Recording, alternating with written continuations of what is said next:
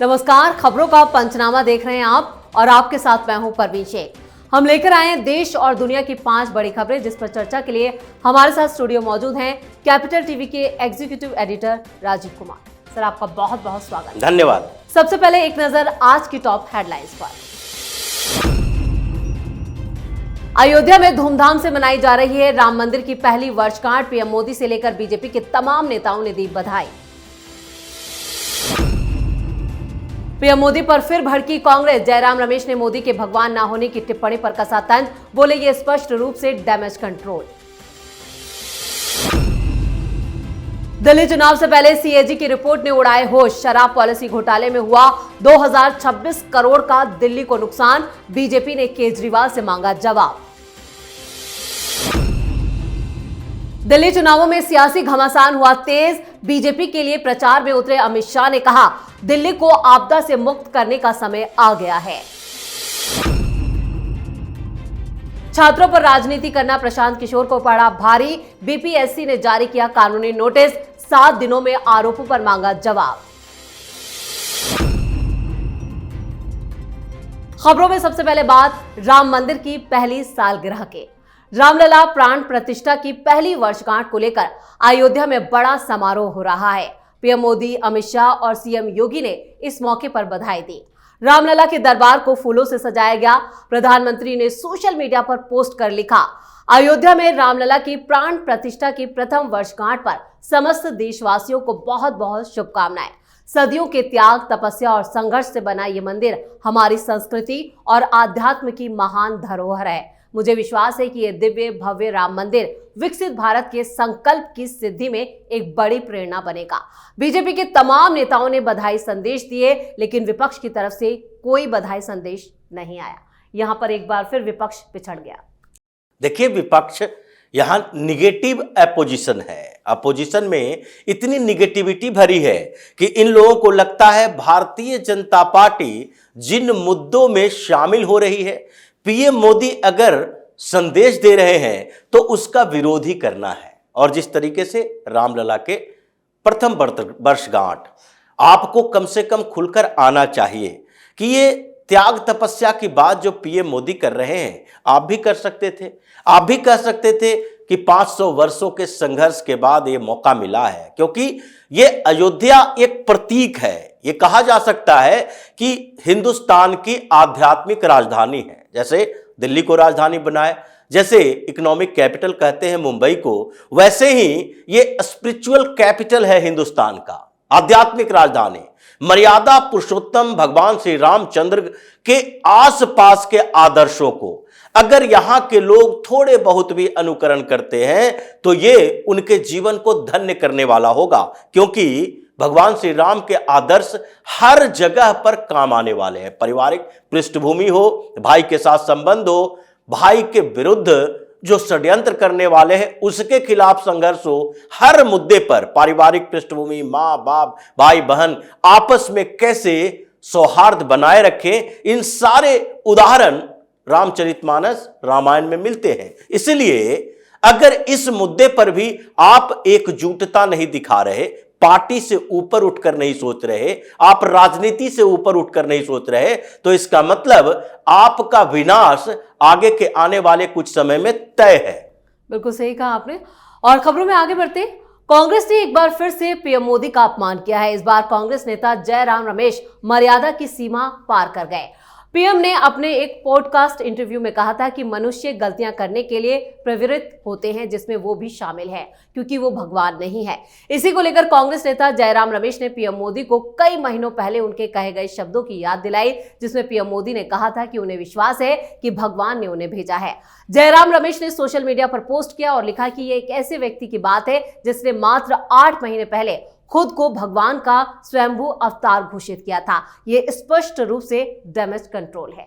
यानी कांग्रेस कोई भी मौका नहीं छोड़ती है पीएम मोदी को नीचा दिखाने का। जहां कहा जा सकता है ये जयराम रमेश महामूर्ख किस्म के व्यक्ति हैं जी। भगवान के बारे में पीएम मोदी ने क्या कहा कि भगवान ने उन्हें अच्छे कामों के लिए भेजा है। ये अच्छे काम उन्होंने अपने शब्द से निकाल दिया और उसके बाद भगवान ने उन्हें भेजा है। अब अगर हिंदुत्व की बात करें या फिर दूसरे धर्मों की मजहब की बात करें, हर जगह पर यही कहा जाता है, भगवान ने ही सबको भेजा है। अब भगवान ने भेजा, लेकिन हिंदू धर्म में, सनातन परंपराओं में यह संस्कार है, बताया जाता है कि ईश्वर वो है जो आपको पृथ्वी पर भेजते हैं और आप अपने कर्मों से अपनी नियति तय करते हैं। आपको वो हर समय डायरेक्ट नहीं करते। अब प्रधानमंत्री मोदी, जिनके रग रग में सनातन संस्कृति भरी पड़ी है, जिन्होंने बचपन से घर त्याग करके यही यानी आध्यात्मिक काम भी किए, फिर समाज सेवा भी की, और समाज सेवा करते हुए वो एक दायित्व लेने के लिए तैयार हुए गुजरात के मुख्यमंत्री के तौर पर। उसके बाद राजनीतिक सफर शुरू हुआ, जिसे वो क्या कहते हैं, प्रधान सेवक की तरह। हम लोगों के सेवक हैं, हम उनके राजा मालिक नहीं है जो कांग्रेसी जैसे समझते हैं। अब जयराम रमेश जैसे बुद्धि भ्रष्ट लोगों को, ये लेफ्ट विंग के लोग हैं जिनको ये समझ ही नहीं आता कि धर्म क्या कहता है, अध्यात्म क्या कहता है, ईश्वर का मतलब क्या होता है, वो ये बोलने लगे हैं कि पीएम मोदी ने कहा था कि हम भगवान के अवतार हैं। उन्होंने कहा था भगवान ने हमें ये अच्छे काम करने के लिए भेजा है, श्री राम मंदिर को बनाने के लिए भेजा है, हिंदुस्तान में बेहतर शासन के लिए भेजा है, करप्शन से लड़ने के लिए भेजा है, हिंदुस्तान का सर ऊंचा करने के लिए भेजा है, यहां के लोगों के अंदर गर्व की भावना पैदा करने के लिए भेजा है। ये जयराम रमेश को समझ में आएगा या फिर राहुल गांधी को समझ में आएगा? आज वो बोल रहे हैं कि उन्होंने क्या कहा, उन्होंने कहा कि हम भगवान नहीं, हमसे भी गलतियां होती है। तो इसको वो कह रहे हैं डैमेज कंट्रोल। किस बात का डैमेज कंट्रोल? पीएम मोदी ने स्पष्ट तरीके से कहा कि हर मनुष्य से गलतियां होती है, और आप मुझसे अगर सवाल कर रहे हो पॉडकास्ट में और ये कहोगे कि आपसे कोई गलतियां ही ना हुई होगी, तो ये विश्वास के योग्य नहीं है, हम ईश्वर नहीं हैं। क्योंकि हमारी परंपराओं में, धर्म में माना जाता है ईश्वर गलती नहीं कर सकते, हर व्यक्ति गलती कर सकता है, चाहे कितना भी बड़ा व्यक्ति हो या कितना भी महान हो। हमारे यहां तो ईश्वर भी अगर मानव अवतार लेते हैं तो उनसे भी गलतियां होती हैं। तो इसलिए मानव के तौर पर आए हैं तो गलतियां होगी, वो इस बात को कह रहे हैं। और इसने क्या कर दिया, इसने पीएम मोदी को टारगेट करने के लिए, ये कांग्रेसी लोग हैं, उन्होंने जिनके पिता के अपमान किया, जो अभी है नहीं दुनिया में, सारे लोगों का अपमान किया, आज वो पीएम मोदी को टारगेट करने के लिए धर्म का सहारा ले रहे हैं, जो कि एक घृणित राजनीति है। इसलिए कांग्रेस की तबाही जो शुरू हुई है अभी और आगे बढ़ने ही वाली है इन्हीं लोगों के कारण। बिल्कुल। खबरों में अब बात शराब घोटाले पर सीएजी रिपोर्ट की। दिल्ली चुनाव में शराब पर शोर मचने लगा है, क्योंकि दिल्ली सरकार शराब नीति को लेकर सीएजी की रिपोर्ट में बड़ा खुलासा हुआ है। रिपोर्ट में शराब नीति 2021-22 को बनाने और उसे लागू करने को लेकर कई कमियां और गड़बड़ियां सामने आई हैं। दावा किया गया है कि दिल्ली सरकार की शराब नीति ने सरकारी खजाने को 2026 करोड़ रुपए का नुकसान पहुंचाया। सीएजी रिपोर्ट के बाद बीजेपी केजरीवाल पर हमलावर है। बीजेपी सांसद अनुराग ठाकुर ने प्रेस कॉन्फ्रेंस में कहा कि आम आदमी पार्टी कहती थी कि पाठशाला बनाएंगे, लेकिन पाठशाला नहीं मधुशाला बनी। ये झाड़ू की बात करते थे लेकिन दारू पर आए, ये स्वराज की बात करते थे लेकिन शराब पर आए। बीजेपी सांसद ने कहा कि आम आदमी पार्टी की पिछले 10 साल की यात्रा घोटालों और उसके पाप की है। यहाँ पर बीजेपी पूरी तरह से आक्रामक और उनकी जो रणनीति है वो उसमें पूरी तरह से कामयाब भी नजर आ रहे हैं। देखिए, कामयाबी होगी क्योंकि सच्चाई यही है। अगर अरविंद केजरीवाल के 10 सालों की जर्नी देखी जाए तो हर विभाग में घोटाला है, चाहे स्कूल घोटाला हो, पानी के टैंकर के घोटाला हो, स्वास्थ्य विभाग में घोटाला हो, फर्जी तरीके से दवा खरीदने का घोटाला हो, या फिर ट्रांसपोर्टेशन में, ट्रांसपोर्ट मिनिस्ट्री में ये बस खरीदने का घोटाला हो। कोई भी ऐसा विभाग है जो घोटाला जिसमें ना हुआ हो? एक्साइज डिपार्टमेंट था मनीष सिसोदिया के अंतर्गत, शराब में कैसे घोटाला होगा ये लोग सोच नहीं पाते थे, इसने भी शराब में भी घोटाला करके दिखा दिया, और उसमें 2026 करोड़ की बात कैग की रिपोर्ट में आ रही है। इसका मतलब है कि अब यहीं तक नहीं रुकना चाहिए। भारतीय जनता पार्टी अभी आरोप लगा रही है, अब दिल्ली के इस रेवेन्यू लॉस को पूरा करने के लिए क्या करना चाहिए ये तो अरविंद केजरीवाल बताएगा कि आम आदमी पार्टी से इसको वसूला जाए या फिर अरविंद केजरीवाल से वसूला जाए, कहां से वसूला जाए। तुमने नुकसान करवाया, तुम्हारी नीतियों के कारण नुकसान हुआ। घोटाले तो अपनी जगह पर है, जिसका खामियाजा भुगतना पड़ रहा है। अभी कोर्ट ट्रायल शुरू होने वाला है, क्योंकि घोटाले जो तुमने किए वो तो अब ईडी के हवाले है। ईडी खंगाल कर निकाल रही है कि कैसे साउथ लॉबी ने तुम्हें पैसे दिए, कैसे 100 करोड़ एडवांस पेमेंट हुआ, टोटल तुमने कितने पैसे लिए, इसके भी चार्जशीट तैयार है। लेकिन ये जो लॉस हुआ दिल्ली सरकार का, दिल्ली की जनता को जो नुकसान हुआ 2000 करोड़ से ज्यादा, उस नुकसान की भरपाई कैसे होगी? ये तो आम आदमी पार्टी से करनी चाहिए या अरविंद केजरीवाल से करनी चाहिए।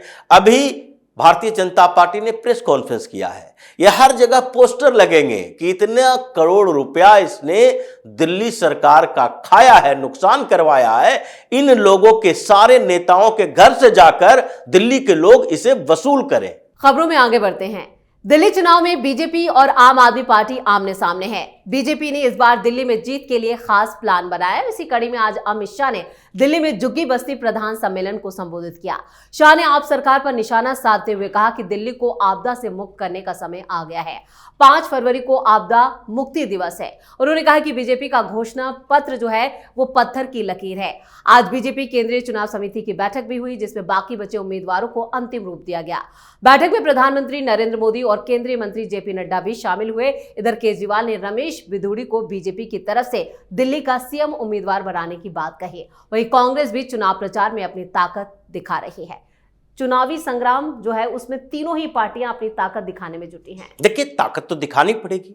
अब तो चुनाव नॉमिनेशन शुरू हो चुका है, अब नॉमिनेशन शुरू हो गया, 5 फरवरी को चुनाव होना है, तो अब तो ताकत दिखानी पड़ेगी। लेकिन ताकत किसके हाथों में ज्यादा है, कौन ज्यादा बड़ी ताकत बनकर उभर रही है, यह सोचना पड़ेगा। अरविंद केजरीवाल अभी कांग्रेस की चुनौतियों का सामना कर रहा है, दूसरी तरफ भारतीय जनता पार्टी की चुनौतियों का सामना कर रहा है, और तीसरी चुनौती, सबसे बड़ी चुनौती जो अरविंद केजरीवाल खुद है आम आदमी पार्टी के लिए, जो कि पहले आम आदमी पार्टी के लिए वोट लाते थे और इन्हीं के कारण आज आम आदमी पार्टी का वोट घट रहा है, क्योंकि इनकी छवि अब कट्टर ईमानदार की नहीं बल्कि कट्टर बेईमान की हो गई। इनकी छवि जो पहले संघर्षशील नेता की थी वो अब अय्याश नेता की हो गई शीशमहल कांड में। तो ऐसे में अरविंद केजरीवाल क्या कर रहे हैं? अरविंद केजरीवाल अपने बड़े नेताओं की बैटिंग कर रहे हैं कि कम से कम हम लोग तो जीत जाएं, कम से कम विधानसभा में हम लोग तो रहें, क्योंकि आम आदमी पार्टी में सबसे बड़ी समस्या इन्हीं लोगों के साथ है।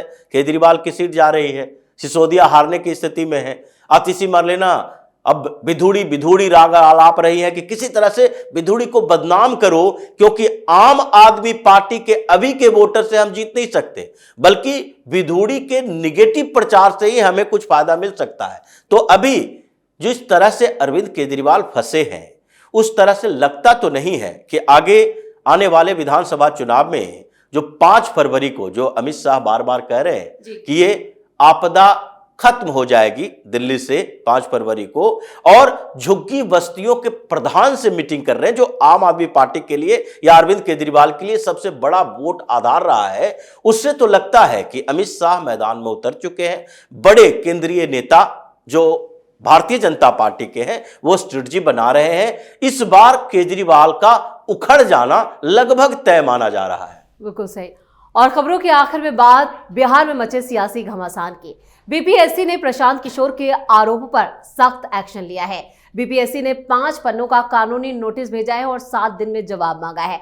दरअसल पीके ने बीपीएससी पर दलाली, शिक्षा माफिया और एक पोस्ट के लिए 3 लाख से 1.5 करोड़ तक के लेने की बात यहां पर कही थी। अब इसी को लेकर बीपीएससी ने प्रशांत किशोर को लीगल नोटिस जारी किया और इसके साथ ही बिहार में नीतीश कुमार के फिर पलटी मारने की खबरों से भी सियासी घमासान मचा है। बिहार में सियासी घमासान काफी तेज है, लेकिन नीतीश को लेकर और प्रशांत किशोर की मुश्किलें भी बढ़ रही है। देखिए, प्रशांत किशोर उसी तरीके की राजनीति करते हैं और पढ़े लिखे व्यक्ति हैं, वो राजनीति के इतिहास को भी जानते हैं, इसलिए कई राज्यों में प्रशांत किशोर ने कई पार्टियों के लिए, ममता बनर्जी की पार्टी, आम आदमी पार्टी, कांग्रेस के लिए भी उत्तर प्रदेश में रणनीति बनाई थी, पंजाब में रणनीति बनानी थी। उसके बाद ये YRSCP जो कि जगनमोहन की पार्टी है उनके लिए भी रणनीति बनाई, कई राज्यों में रणनीति बनाई है और पॉलिटिकल इतिहास को जानते हैं। तो उनको लगता है कि अभी तक वो परंपराएं चल रही है। वीपी सिंह ने क्या किया? वीपी सिंह बोफोर्स घोटाले के डायरी लेकर चलते थे मंच पर कि देखो जैसे ही मेरी सरकार बनेगी राजीव गांधी जेल के अंदर, और सरकार बन गई, वीपी सिंह प्रधानमंत्री बन गए। लेकिन उसके बाद धीरे धीरे ये जो घोटालों की फाइल खोलने वाली बात, आरोप लगाकर भाग जाने वाली बात, ये राजनीति में थोड़े दबे जुबान से ही चलती रही। कई और नेताओं ने भी आरोप लगाया। केजरीवाल फिर से उभर कर आया और उसने कह दिया, देखो शीला दीक्षित अभी जेल में जाएंगी जैसे ही तुम हमें मुख्यमंत्री बनाओगे। फिर भी हुआ कुछ नहीं, केजरीवाल मुख्यमंत्री तो बन गए। अब प्रशांत किशोर को लगता है कि ऐसे ही गंभीर आरोप लगाओ, साबित करने की जरूरत नहीं है। तो बीपीएससी ने नोटिस जारी कर दिया कि भाई 7 दिन का समय है, आप साबित करो कि बीपीएससी में फर्जी हुआ है, परीक्षा में फर्जी में बीपीएससी यानी कि आयोग के कुछ लोग हैं या पॉलिटिकल नेतृत्व शामिल है या सरकार के कोई लोग शामिल हैं। अगर आप आरोप साबित नहीं करते तो उसके बाद हम आपके ऊपर केस करेंगे। तो यह प्रशांत किशोर जो कि इन्हीं लोगों की तरह पहले जैसे घोटाले का आरोप लगा लगा के सरकारें बना ली, उसी तरीके से सोच रहे हैं कि सबके ऊपर आरोप लगाओ। जैसे तेजस्वी पर आरोप लगाते हैं, लालू पर आरोप लगाते हैं और वो आरोप का जवाब देने की जरूरत नहीं पड़ती क्योंकि कोर्ट ने ही जवाब दे दिया है कि भाई ये लोग चोर गैंग का है, ये सजा भोगता है, सजा इसको मिली हुई है, बेल पर जमानत पर बाहर है, इनके खिलाफ ईडी के चार्जेस हैं, ईडी भी छापेमारी कर रही है। लेकिन अब हर जगह आरोप लगाओगे नीतीश कुमार से लेकर बीपीएससी के ऊपर, तो ये बख्शा नहीं जाएगा। जो अभी बिहार में चल रहा है, चुनाव अभी दूर है, अभी सितंबर अक्टूबर में चुनाव होना है, लेकिन जो तैयारियां चल रही है, हो सकता है कि चुनाव से पहले 1-2 बार और जेल यात्रा करके ये प्रशांत किशोर बाहर आए। चलिए, इस तमाम जानकारी के लिए और सटीक विश्लेषण के लिए आपका बहुत बहुत धन्यवाद। धन्यवाद। खबरों का पंचनामा में आज के लिए इतना ही। देश और विदेश की बाकी खबरों और उनके सटीक एनालिसिस के लिए देखते रहिए कैपिटल टीवी। हमें लाइक कीजिए, शेयर कीजिए और हाँ, कैपिटल टीवी को सब्सक्राइब करना कतई ना भूलें। धन्यवाद।